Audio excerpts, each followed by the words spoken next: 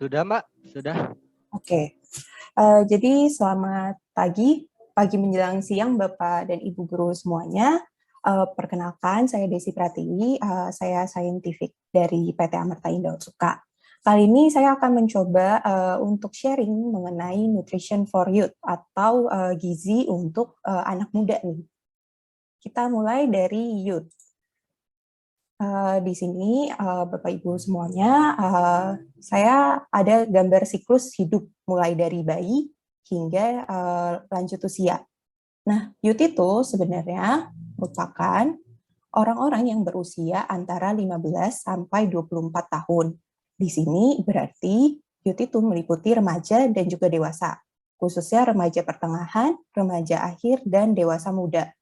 Nah, kita akan membahas terkait remaja nih, karena posisinya youth itu sebagian besar dominannya itu remaja. Nah, remaja itu merupakan fase kehidupan antara masa kanak-kanak dan juga dewasa.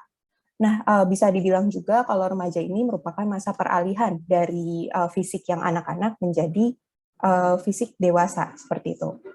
Remaja ini, seseorang dikatakan remaja ketika posisinya usianya itu berada di usia antara 10 sampai 19 tahun.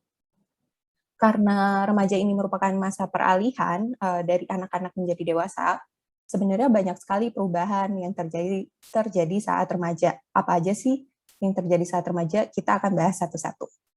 Yang pertama yaitu kematangan seksual.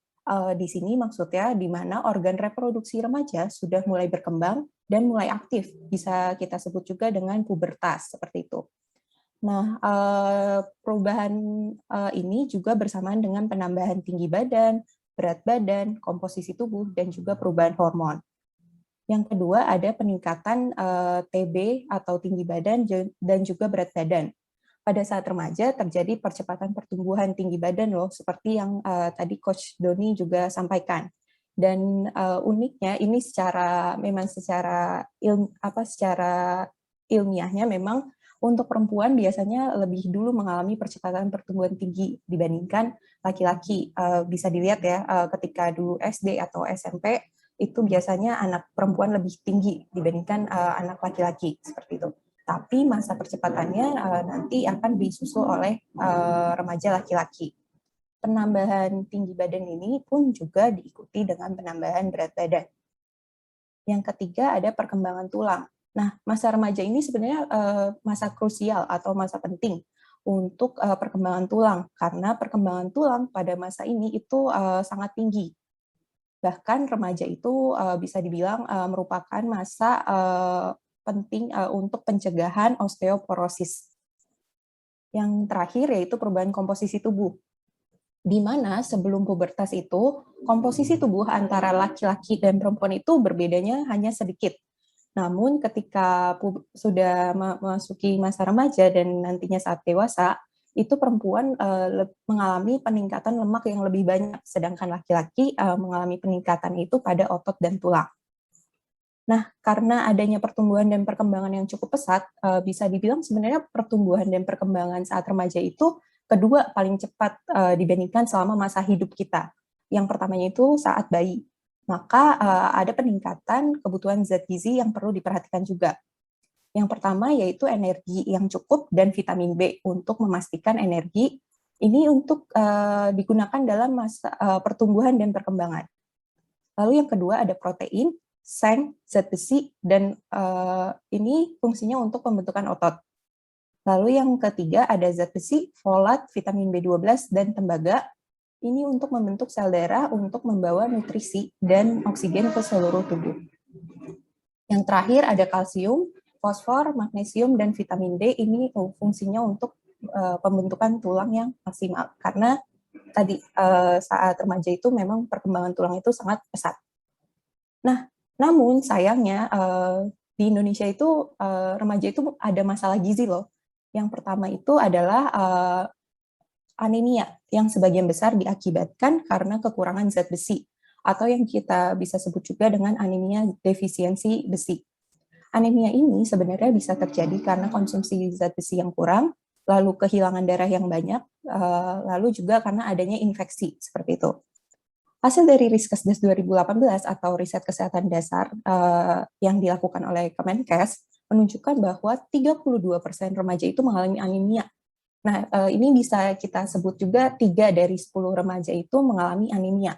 Nah, anemia ini sebenarnya memang cenderung lebih tinggi di remaja perempuan dibandingkan remaja laki-laki, karena memang perempuan mengalami menstruasi. Nah, anemia ini juga memang dapat mengakibatkan tumbuh kembang yang terganggu, penurunan daya tahan tubuh, konsentrasi, prestasi belajar, dan kebugaran. Lalu yang masalah gizi lainnya yaitu remaja kurus atau yang bisa kita sebut juga dengan KEK atau kurang energi kronis. Kurang energi kronis ini bisa terjadi karena kurang asupan zat gizi, baik karena alasan ekonomi ataupun alasan psikologi, seperti misalnya memperhatikan penampilan. Ini biasanya terjadi pada remaja perempuan ya. Nah, hasil dari Riskesdas menunjukkan bahwa 1 dari 12 remaja itu memiliki status gizi kurus atau sangat kurus. Kondisi KEK ini dapat meningkatkan risiko berbagai penyakit infeksi juga, dan juga mengganggu hormon yang dapat berdampak buruk pada kesehatan. Nah, masalah gizi yang terakhir adalah kegemukan. Nah, kegemukan ini disebabkan karena pola makan yang tidak sehat dan juga karena kurang bergerak. Pada tahun 2018, hasil dari Riskesdas juga menunjukkan bahwa 1 dari 7 remaja itu mengalami kegemukan. Data ini sebenarnya menunjukkan adanya peningkatan dari tahun ke tahun. Jadi Riskesdas itu kan dilakukan setiap 5 tahun. Nah, pada tahun 2013, 5 tahun sebelum 2018, itu jumlah orang yang mengalami kegemukan pada remaja itu adalah 1 dari 14 remaja. Nah, tapi saat 2018 menjadi 1 dari 7 remaja. Bisa kita sebut bahwa meningkatnya 2 kali lipat ya. Nah, kegemukan pada remaja ini dapat menyebabkan meningkatnya resiko penyakit seperti diabetes, jantung, lalu juga dapat menyebabkan depresi, dan juga dapat berisiko kegemukan pada saat dewasa. Dan seperti yang kita ketahui juga bahwa kegemukan ini juga dapat meningkatkan resiko COVID yang berat, seperti itu. Lanjut. Nah, selama pandemi, pembelajaran kan memang dilakukan secara daring atau online. Ini fungsinya memang untuk mengurangi resiko infeksi COVID-19. Tetapi karena adanya perubahan ini menyebabkan perubahan dalam kebiasaan atau rutinitas harian siswa, seperti membatasi aktivitas fisik, di mana di sekolah kan memang ada jam ekstrakurikuler, terus habis itu ada jam olahraga juga, seperti itu. Nah, selain itu, pandemi juga membuat siswa lebih cenderung snacking lebih banyak, seperti itu. Cemilan yang dikonsumsi juga cemilan yang tinggi kalori, tapi tidak kaya zat gizi, seperti itu. Seperti keripik, kue, lalu permen, gorengan, seperti itu.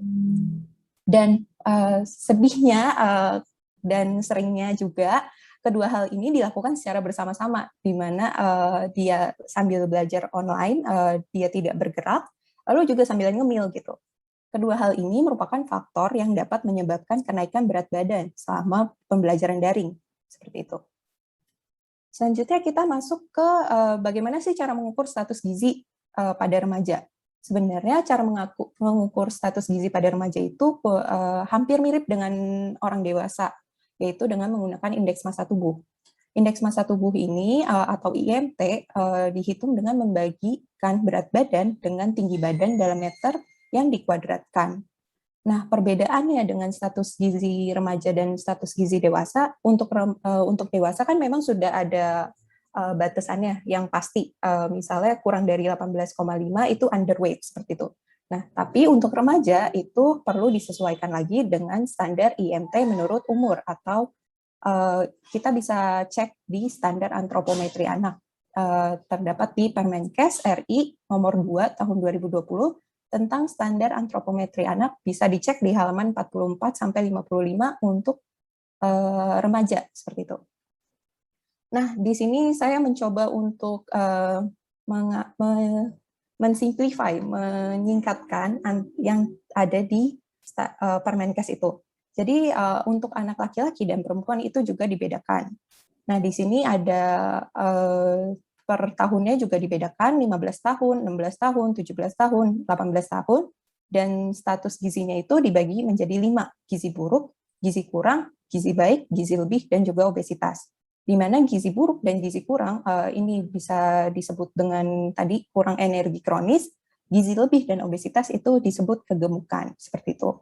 Nah, mungkin di sini ada sedikit gap, di mana misalnya contoh IMT anak laki-laki usia 15 tahun, tapi dia berada di antara IMT-nya itu 16,3, berarti kan dia di antara gizi baik sama gizi kurang kan. Nah, itu bagaimana jadi penentuan status gizinya? Nah, ini dicek lagi untuk lebih lengkapnya dicek lagi di standar antropometri anak, karena ini perlu disesuaikan dengan usia bulannya juga, seperti itu. Jadi, dia 15 tahun berapa bulan? 6 bulankah atau 11 bulankah? Seperti itu.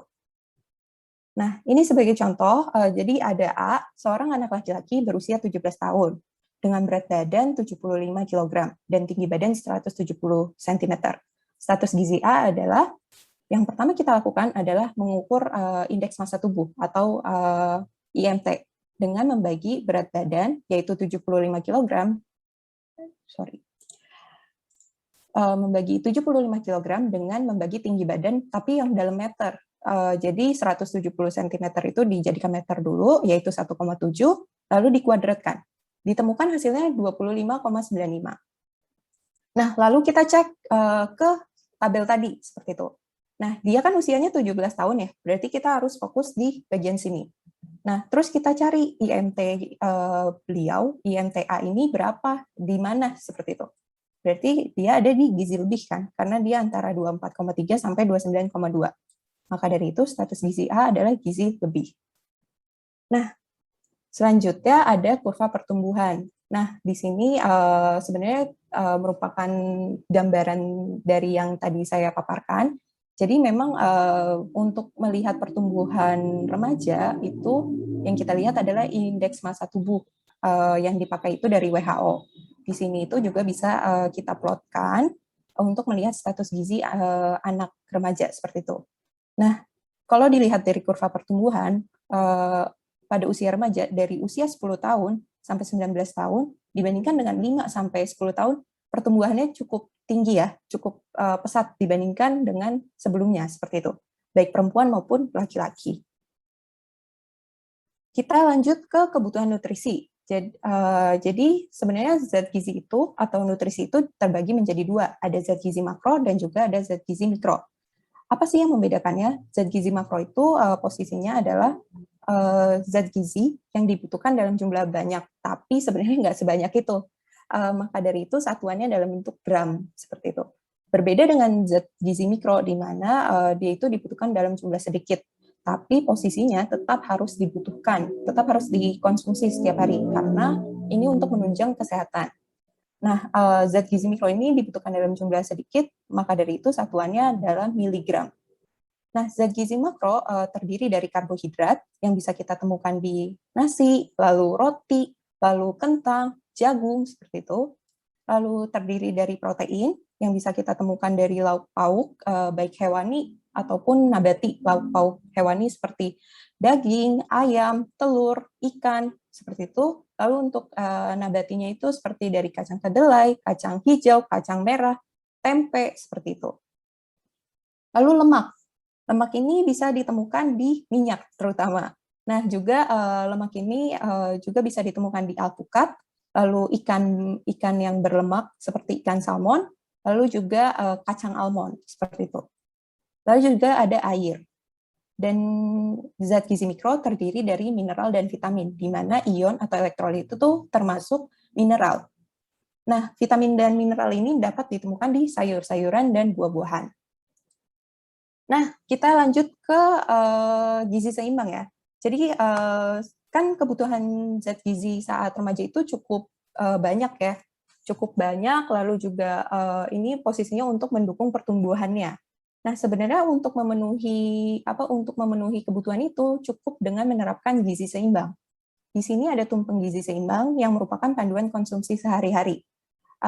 Gizi seimbang ini terdiri dari 4 pilar. Nah, di mana kalau misalnya kita ibaratkan dengan rumah itu memiliki 4 pilar, di mana satu pilar itu nggak ada, pasti rumahnya akan roboh kan. Nah, begitu juga dengan gizi seimbang. Jadi, kita perlu menerapkan 4 pilar gizi seimbang. Yang pertama itu ada mengonsumsi makanan beraneka ragam. Di sini kan memang tadi kita sudah tahu ya, kalau misalnya kebutuhan zat gizi ada karbohidrat, protein, lemak, terus vitamin mineral, dan juga air. Nah, di sini dianjurkan untuk mengonsumsi aneka ragam makanan karena contohnya sumber pangan makanan pokok seperti nasi, jagung, lalu kentang, singkong itu merupakan sumber karbohidrat seperti itu. Lalu yang kedua itu ada sayur dan buah-buahan, di mana merupakan sumber vitamin dan mineral. Lalu yang ketiga yaitu sumber lauk pauk yang merupakan bisa dari hewani dan juga nabati, itu merupakan sumber protein dan juga lemak seperti itu. Nah, jangan lupa juga untuk tetap terhidrasi sehari-hari seperti itu. Nah, di sini juga dianjurkan untuk membatasi gula, garam, dan minyak. Untuk gula itu 4 sendok makan, untuk garam itu 1 sendok teh, dan untuk minyak itu 5 sendok makan. Ini pilar pertama. Lalu pilar keduanya adalah membiasakan pola hidup bersih. Contohnya mencuci tangan sebelum makan, seperti itu. Atau mencuci tangan setelah dari toilet. Lalu juga memakai sendal ketika keluar rumah. Itu lalu juga ada contoh lainnya yaitu mencuci tempat makan dengan bersih, dan yang paling sering kita abaikan adalah 5-minute rules, di mana makanan jatuh belum 5 menit kita ambil. Itu nggak boleh sebenarnya, seperti itu. Lalu yang ketiga, yaitu pilar ketiganya itu adalah melakukan aktivitas fisik. Di sini melakukan aktivitas fisiknya itu terserah apapun yang bisa disukai, yang kita senangi seperti bermain sepak bola, berjalan, senam, bersepeda, bahkan untuk kegiatan sehari-hari itu seperti menyapu, itu juga termasuk aktivitas fisik. Lalu yang pilar keempat yaitu memantau berat badan, di mana dianjurkan untuk menimbang berat badan setiap bulannya untuk mengetahui keseimbangan gizi kita, apakah termasuk kurus atau termasuk normal atau termasuk berlebihan seperti itu. Nah, ini kan tumpeng gizi seimbang ini kan panduan konsumsi sehari-hari ya. Jadi untuk sumber makanan pokok itu 3-4 porsi, sayur itu 3-4 porsi, buah itu 2-3 porsi, dan lauk pauk sumber protein itu 2-4 porsi. Nah, di sini juga ada panduan sekali makan yang disebut juga dengan isi piringku. Nah, isi piringku ini kita bagi menjadi tiga bagian, di mana sepertiga itu makanan pokok, sepertiganya lagi itu sayuran, dan sepertiga keduanya adalah lauk pauk dan buah-buahan, yang di mana sepertiga ini dibagi 2, seperti itu. Nah, sedihnya adalah biasanya kita itu makan sayur itu jadi temen doang, temen dari nasi, padahal seharusnya jumlah sayur dan jumlah makanan pokok itu sama, seperti itu. Nah, lanjut kita bahas terkait sarapan. Kenapa sih kita bahas sarapan? Karena biasanya masyarakat Indonesia itu masih banyak yang belum membiasakan sarapan.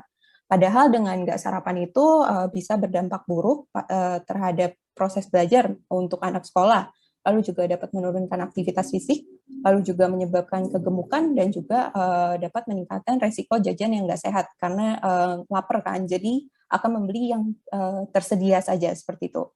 Nah, sarapan juga ternyata terbukti dapat meningkatkan konsentrasi belajar dan stamina pada anak sekolah, dan juga dapat mencegah kegemukan pada remaja dan orang dewasa.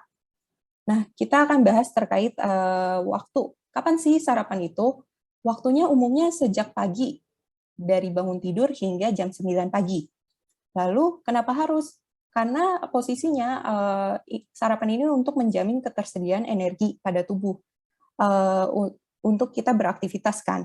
Kan kita posisinya tidur kan, tidur itu bisa sampai 10 jam untuk remaja seperti itu. Nah, kita dari 10 jam itu kan kita nggak konsumsi makanan apapun kan, berarti kita nggak ada energi nih yang buat kita aktivitas seperti itu. Nah, kalau misalnya kita nggak sarapan, kita makin kosong, padahal kita perlu beraktivitas seperti biasanya, seperti itu. Ditambah lagi, kebutuhan energi remaja itu tinggi. Untuk laki-laki itu 2.400 sampai 2.650 kilokalori, dan untuk perempuan 2.050 sampai 2.100 kilokalori. Apa sih yang dibutuhkan ketika sarapan? Apa aja sih isinya? Nah, Isi yang dianjurkan adalah pangan karbohidrat, lalu pangan lauk pauk, sayuran atau buah-buahan, dan juga minum. Contoh praktisnya adalah seperti ini, nasi dan omelet, dan juga ada sayurnya ya. Dan juga jangan lupa minum. Nah, nasi ini merupakan pangan karbohidrat, omelet ini ada telurnya, merupakan pangan lauk pauk, lalu juga ada sayurnya, baik di omeletnya ataupun di luarnya. Lalu contoh praktis lainnya adalah roti dengan susu dan juga buah-buahan. Roti ini merupakan pangan karbohidrat, lalu juga susu ini merupakan sumber protein hewani dan juga buah-buahan, seperti itu. Lalu snacking dengan cerdas. Snacking ini biasa identik dengan sesuatu perilaku yang buruk ya, karena kesannya kalau misalnya snacking berarti akan meningkatkan berat badan. Padahal sebenarnya jika snacking itu terplan dan snacking itu yang sehat, itu dapat bermanfaat. Misalnya contohnya memenuhi kebutuhan zat gizi yang terlewati saat kita makan besar. Lalu juga ada mencegah kalap, jadi tidak mencegah meningkatnya berat badan seperti itu. Nah, berapa banyak sih sebenarnya yang dianjurkan adalah kurang 200 kilokalori atau kurang untuk orang yang kurang aktif dan juga 200 sampai 300 kilokalori untuk remaja yang aktif. Ini posisinya sebenarnya bisa diterapkan juga di kita orang dewasa karena memang anjuran ini anjuran snacking untuk dewasa dan juga remaja seperti itu. Tips ya, saya ada beberapa tips nih. Jadi pertama, ngemil itu ketika lapar. Kenapa? Karena posisinya banyak orang yang ngemil itu karena mereka bosan, karena mereka stres, atau karena mereka haus seperti itu. Nah, coba untuk menanyakan terlebih dahulu, misalnya ngerasa lapar, terus pengen snacking. Coba untuk tanyakan pada dirinya dulu, sebenarnya saya ini tuh lapar, atau karena stres, atau karena bosan, atau karena haus, seperti itu. Untuk itu coba misalnya jalan-jalan ke mana dulu, ngobrol dengan orang sekitar, lalu juga bisa juga dengan minum 1 sampai 2 gelas dulu sebelum ngambil snacking. Nah, jika memang setelah melakukan itu ternyata masih lapar, berarti silakan ambil snack-nya, seperti itu. Lalu yang kedua, rencanakan ngemil sebelumnya. Nah, ini merupakan strategi yang baik karena posisinya dengan kita merencanakan ngemil apa, tentunya ngemil yang sehat ya, itu bisa menjadi makanan keempat untuk kita mendapatkan zat gizi yang terlewatkan tadi, kayak gitu. Nah, selain itu dengan kita merencanakan ngemil sebelumnya, biasanya kita akan terhindar dari godaan cemilan yang nggak sehat, seperti itu. Karena sudah ada cemilan yang sehat, yang siap dikonsumsi. Yang ketiga yaitu memorsikan cemilan sebelumnya. Ini sering banyak banget yang terjadi, jadi misalnya kacang-kacangan, terus belinya 1 kilo. Nah, terus ngambil makannya tuh langsung dari situ. Itu beresiko untuk overeating, di mana konsumsinya berlebihan. Padahal seharusnya misalnya segenggam aja kayak gitu. Nah, jadi pastikan untuk memorsikan cemilannya sebelumnya ya, jadi untuk menghindari overeating. Lalu yang terakhir yaitu ngemil buah. Ini posisinya untuk memenuhi kecukupan anjuran konsumsi buah dan juga sesuai musimnya aja. Jadi di mana dia harganya murah dan juga bisa ditemukan di mana saja. Lalu jangan lupa bergerak. Aktivitas fisik yang dianjurkan untuk remaja yaitu aktivitas fisik dengan intensitas sedang sampai kuat. Minimal 60 menit. Ini akumulatif per harinya ya. Jadi akumulatif di sini maksudnya bisa dicicil. Misalnya pagi 10 menit, lalu jam istirahat 10 menit, lalu jam pulang misalnya 30 menit, seperti itu. Dan seterusnya sampai 60 menit per hari. Nah, selain jalan, itu juga bisa dengan bersepeda dan juga berenang. Lalu yang kedua, dianjurkan juga untuk melakukan latihan penguatan tulang dan otot. Ini karena posisinya saat remaja itu kan memang pertumbuhan tulang dan otot itu lagi mencapai puncaknya, seperti itu. Nah, latihan penguatan tulang dan otot ini dianjurkan setidaknya 3 hari dalam seminggu. Nah, ini bisa contohnya adalah lompat tali atau berlari untuk penguatan tulang dan juga untuk latihan penguatan otot, ya latihan otot baik tanpa beban ataupun dengan beban, seperti dengan menggunakan barbel. Nah, kita juga jangan lupa untuk memenuhi kebutuhan hidrasi. Nah, kalau misalnya untuk orang dewasa, seperti yang kita tahu bahwa sebenarnya dari 60% berat badan kita itu terdiri dari cairan tubuh, seperti itu. Nah, anak-anak dan remaja ternyata bahkan lebih banyak komposisi cairannya dibandingkan orang dewasa. Nah, cairan tubuh ini juga terdirinya nggak cuma air, tapi ada ion. Ion itu merupakan mineral yang memiliki muatan listrik di dalam cairan tubuh, seperti natrium, lalu kalium, magnesium, lalu ada klorida, seperti itu. Nah, di sini ada anjuran cairan tubuh, cairan yang perlu dipenuhi. Untuk remaja dianjurkan 40 ml per kilogram sampai 60 ml per kilogramnya. Ini contoh saja, misalnya orangnya berat badannya 45 kg.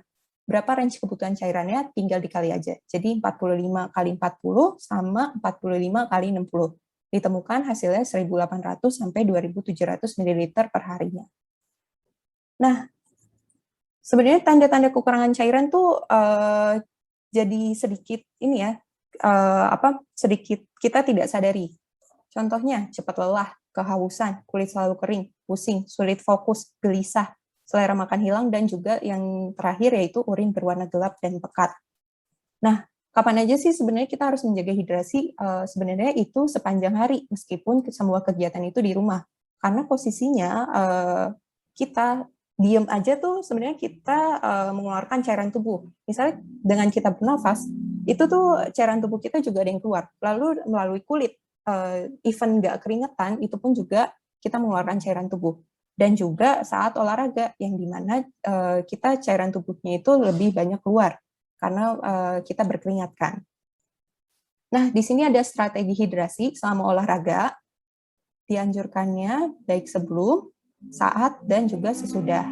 Untuk sebelum, dianjurkan untuk mengonsumsi 500 sampai 600 ml 2 sampai 3 jam sebelum olahraga, lalu juga ditambah dengan minum 200 sampai 300 ml 10 sampai 20 menit sebelum olahraga, dan juga saat olahraga dianjurkan untuk mengonsumsi minum 200 sampai 300 ml setiap 10 sampai 20 menit sampai selesai olahraga.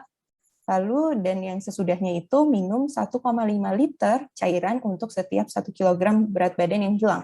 Tapi kalau misalnya di sini penurunan berat badannya nggak nyampe 1 kilo, bagaimana? Ya tinggal dikalikan saja. Misalnya turunnya ternyata setengah kilo, berarti setengah dikali 1,5 liter, jadinya 750 mililiter, seperti itu. Nah, rehidrasi yang optimal itu nggak cuma air, tapi juga ada ion. Kenapa? Karena ketika cairan tubuh kita kan memang terdiri dari cairan dan ion kan. Nah, ketika kita mengeluarkan cairan tubuh, itu nggak cuma air doang, tapi ada ion. Bisa misalnya, maaf ya, nggak sengaja ngerasain rasa keringat, itu kan rasanya asin kan. Nah, itu yang menandakan kalau misalnya cairan tubuh kita ada ionnya, seperti itu. Sekian dari saya, terima kasih.